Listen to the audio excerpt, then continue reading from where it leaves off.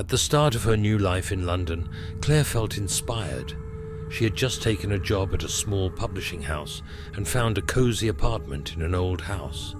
The house looked imposing, high ceilings, large windows, wooden floors with a faint smell of time. Claire was excited, imagining how cozy she would make her new home. The first few days passed in the usual hustle and bustle. Claire unpacked boxes, getting used to the rhythm of the new city. Soon she noticed something strange.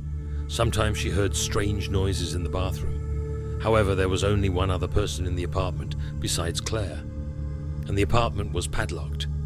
One evening, deciding to de-stress after a long day at work, Claire decided to take a bath.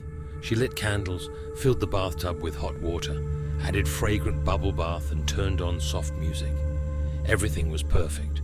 The soft candlelight, the light steam in the air, the relaxing silence. As she lay in the water, allowing herself to close her eyes and surrender to the moment of peace, something suddenly changed dramatically. The air became heavy, as if someone invisible was present in the room. Claire opened her eyes and, seeing nothing unusual, tried to convince herself that it was just her imagination. Suddenly, however, she felt something cold and hard touching her head.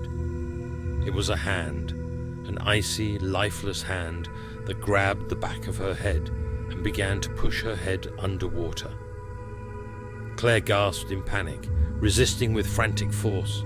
Her hands frantically grasped the edges of the tub, but the invisible opponent was surprisingly strong. Her heart was racing, and her mind was racing with the thought that she might not get out. Claire gathered all her strength and hit something invisible with her elbow. The grip loosened. She jumped out of the bathroom, choking on water. She ran out of the bathroom in a panic. Water dripped from her body and hair onto the wooden floor, leaving dark stains behind her. Claire screamed louder, shriller than she had ever screamed before. Her scream attracted the neighbors. A few minutes later, alarmed people began banging on the door. Claire, barely calmed down, opened the door. Standing on the threshold were two neighbors, an elderly man and a young woman. They looked anxiously at her frightened face. "What's wrong? Are you all right?" the woman asked, noticing her hands trembling. Claire stammered and recounted what had happened. She hoped that she would be heard, that someone would be able to explain what it was. However, the reaction of the neighbors was unexpected. They looked at each other, a strange look of horror on their faces. "We should have warned you," the man finally said.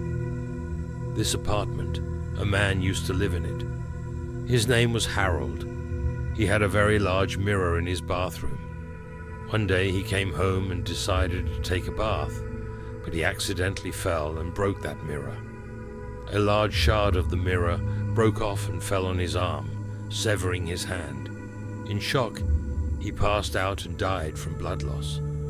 He died here in the bathroom. We all knew there was something wrong with this place, but no one said anything because the apartment was too nice not to rent," the woman added grimly. "After he died, no one lived here for a long time.